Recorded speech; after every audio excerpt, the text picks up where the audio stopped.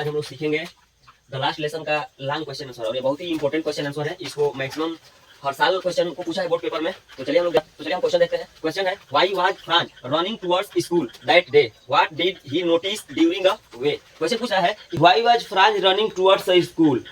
France, जो little France था, आप लेसन पढ़े होंगे तो अच्छे से आपको समझ में आएगी ये स्टोरी और ये क्वेश्चन आंसर। जो लिटिल फ्रांस था वो स्कूल की तरफ भागा क्यों चला जा रहा था।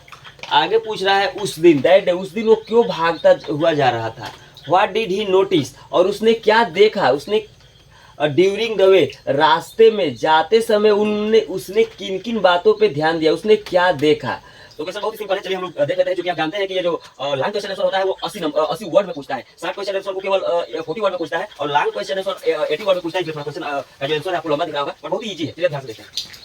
आंसर है कि France was running towards school that day because, अब फ्रांस जो था स्कूल की तरफ उस दिन तेजी से भागा चला जा रहा था क्योंकि he started going to school very late, क्योंकि उसने स्कूल जाना ही देर से शुरू किया। एंड और दैट डे, और उस दिन M Hamel had said that he would ask some questions to them and participants, और उस दिन एम हैमेल ने कहा था कि he would ask some questions, वो कुछ प्रश्न पूछेंगे टू देम, उन लोगों से, एंड पार्टिसिपल्स पर उन लोगों से वो प्रश्न पूछेंगे। उस दिन उन्होंने कहा था। आगे है कि ही, यानी कि little France did not know anything about the participles, और ये जो अपने राइटर लिटिल फ्रांस है, इनको तो पार्टिसिपल्स के बारे में कुछ भी पता नहीं था।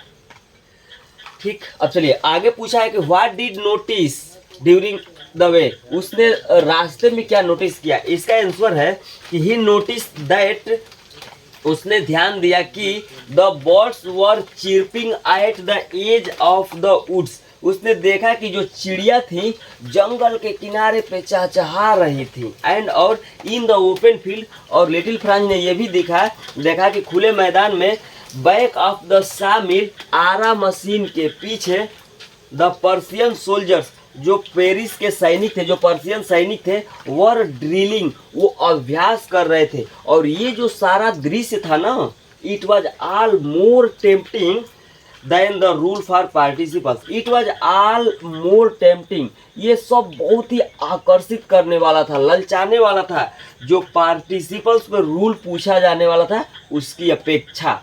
तो आई होप आपको ये क्वेश्चन आंसर समझ में आया होगा।